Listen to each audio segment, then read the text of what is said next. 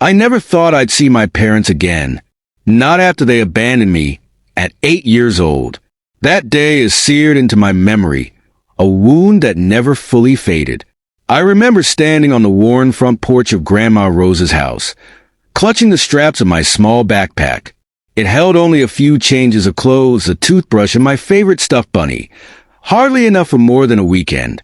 "We just need some time to sort things out, Emma," Mom had said, her voice unsteady, her eyes not quite meeting mine. "Be good for Grandma, okay?" I nodded, confused but obedient, and then they left. I watched their car disappear down the road, waiting for the taillights to return, for them to realize they'd made a mistake. But they never came back. The first few months were the hardest. Every afternoon after school, I'd sit by Grandma's front window, watching the cars drive past, convinced that any moment one of them would slow, that Mom and Dad would step out, arms open, apologizing for being gone so long. Every night, I'd bury my face in my pillow and cry, wondering what I had done wrong, why I wasn't enough for them to stay. But Grandma Rose was my saving grace. "You're perfect just as you are, my sweet girl," she would whisper, wiping away my tears with a gentle hand. "Some people aren't ready to be parents, and that's not your fault. But I'm here, and I will always be here." She kept that promise. Grandma Rose wasn't just any grandmother. She was brilliant, sophisticated, and, as I later discovered, incredibly wealthy, though you'd never know it from the way she lived. Our home was modest, a cozy house filled with warmth and the scent of her homemade cinnamon tea. She drove an old Toyota and continued working as a high school principal long past retirement age, not because she needed to, but because she loved shaping young minds.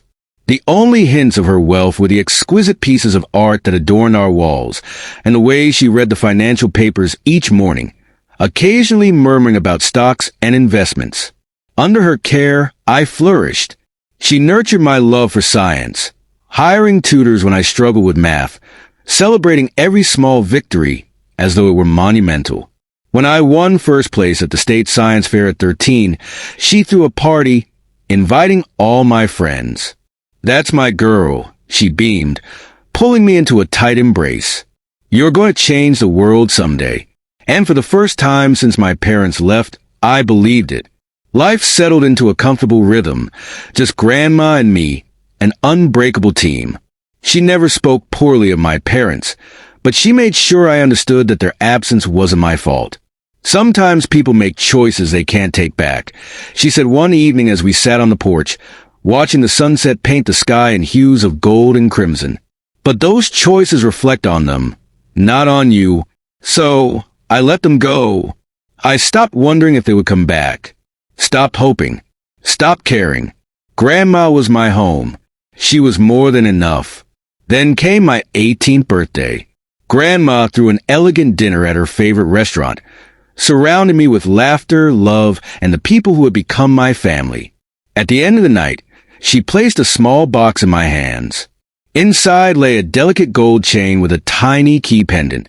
"This is more than just jewelry, Emma," she said softly, a knowing smile playing on her lips. "Keep it safe. You'll understand when the time comes." I didn't know then that it would be our last celebration together. 3 months later, Grandma Rose collapsed at school. By the time I reached the hospital, she was gone. Heart attack, the doctor said. Quick and painless. But the pain I felt was neither. It tore through me, hollowing me out, leaving nothing but grief in its wake.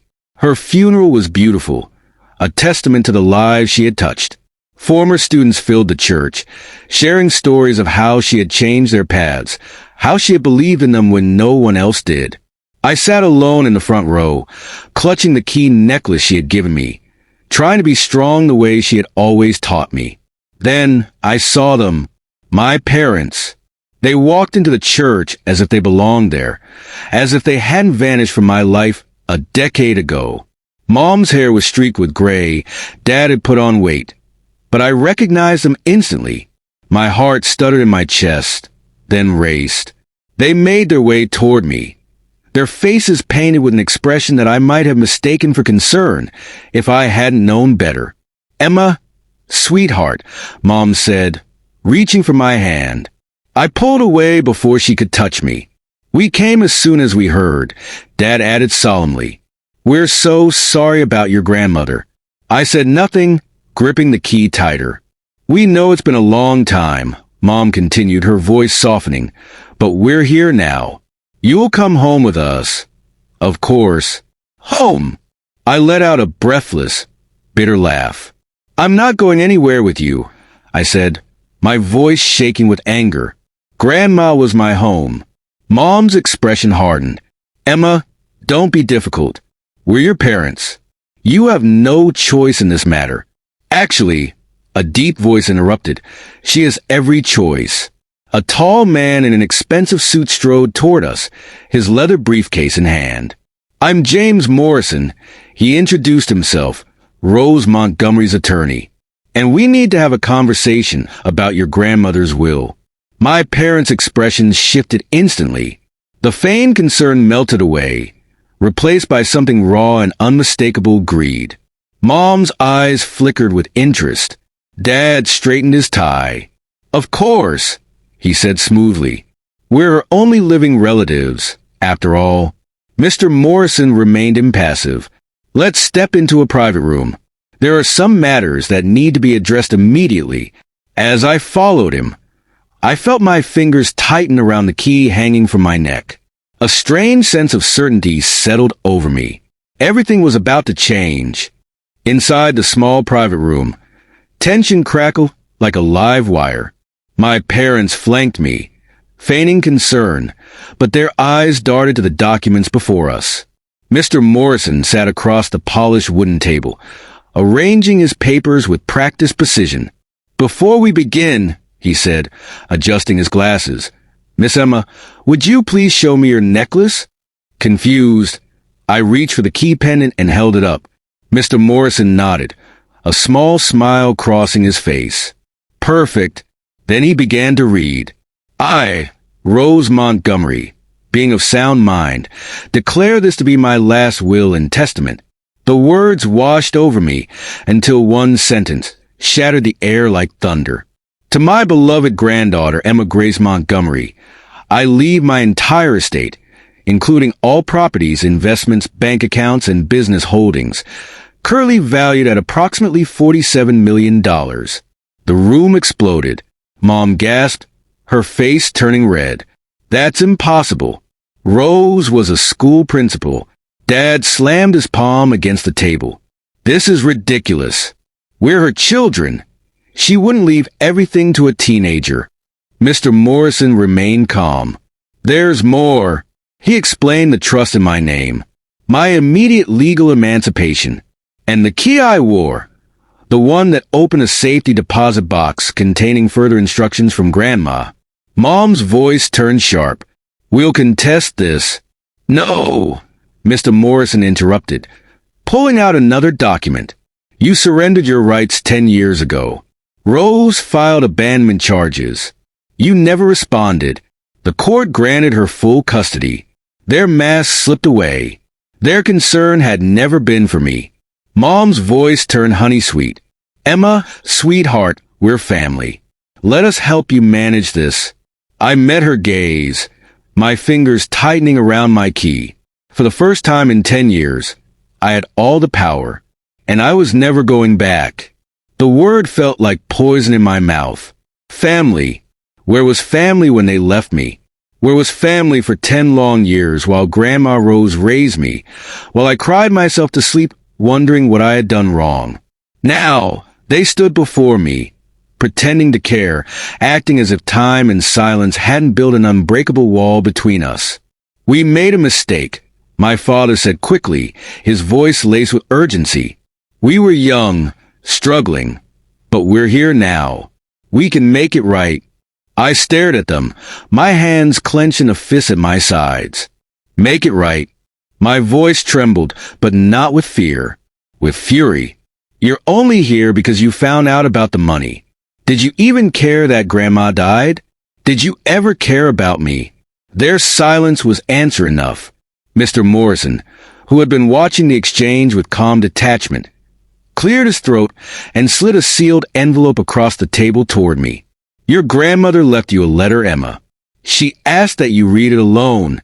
I swallowed hard, took the envelope with trembling fingers, and walked away without another word. Their protests followed me, but I didn't turn back. I found a quiet corner of the church, away from prying eyes, and carefully tore open the envelope. The paper was thick and familiar, the kind Grandma always used for important letters.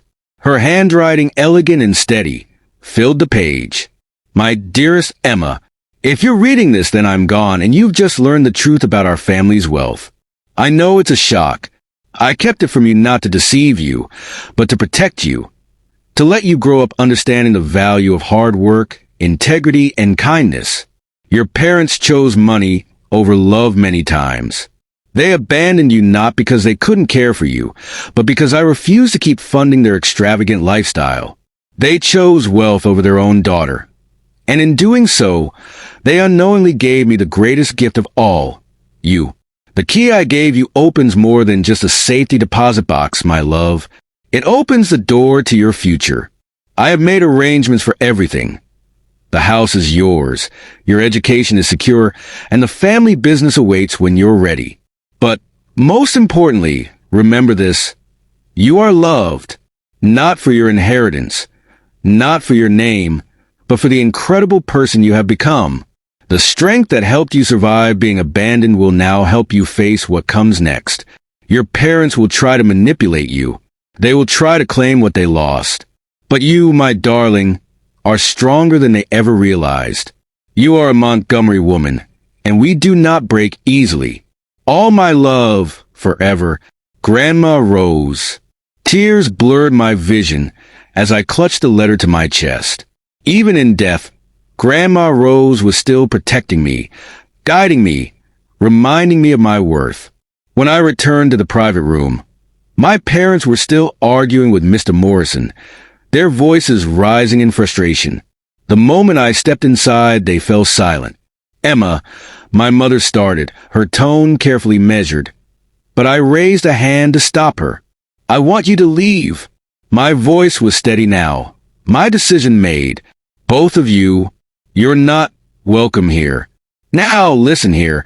My father began, his temper flaring, but Mr. Morrison cut him off smoothly.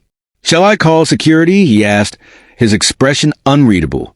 As the sole heir and property owner, Emma has every right to have you removed. They stared at me, the truth dawning on their faces. In that moment, they saw what I had become.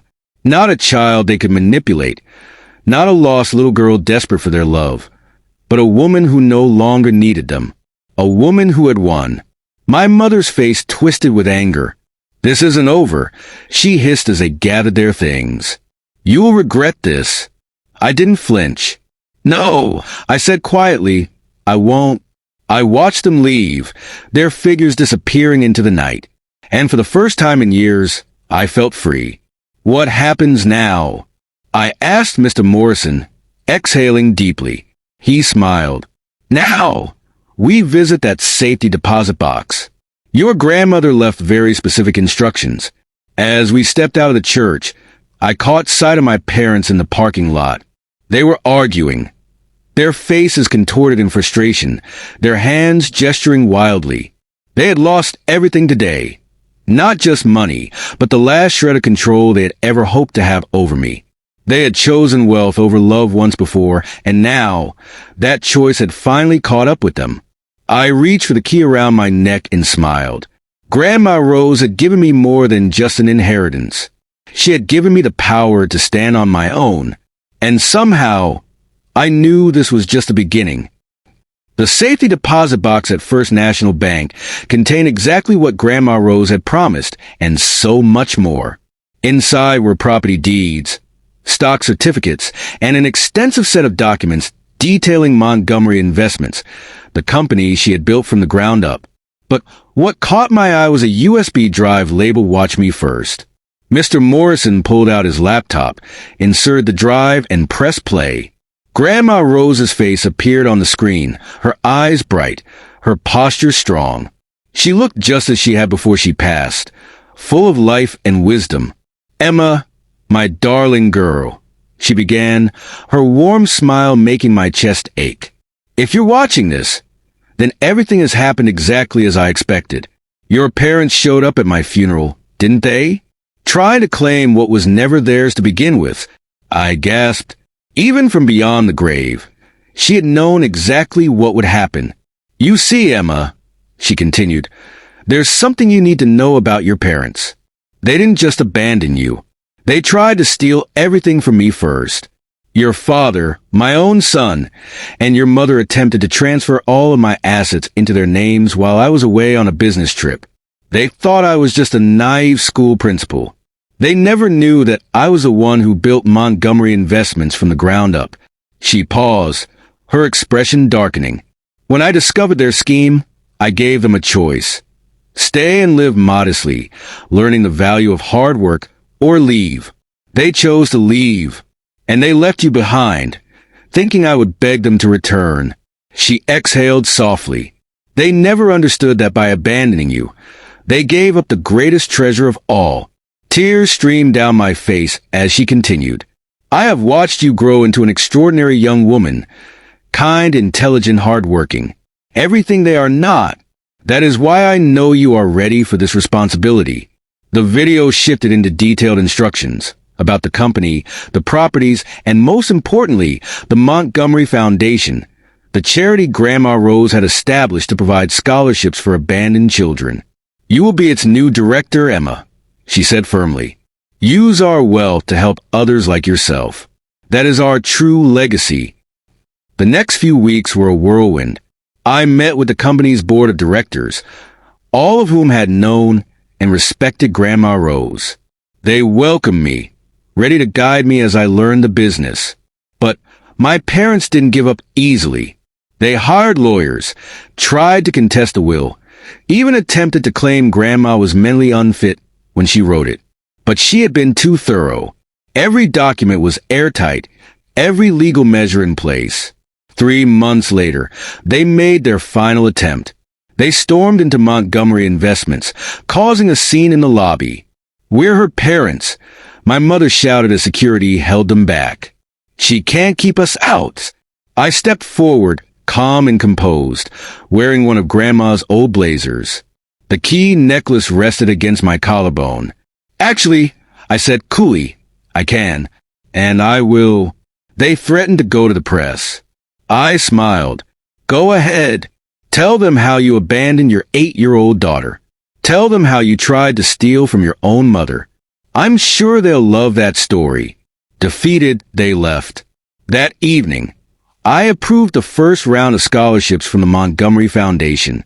Sitting in Grandma's old office, my office now, I looked at her photo on the wall and smiled. She had given me more than just wealth.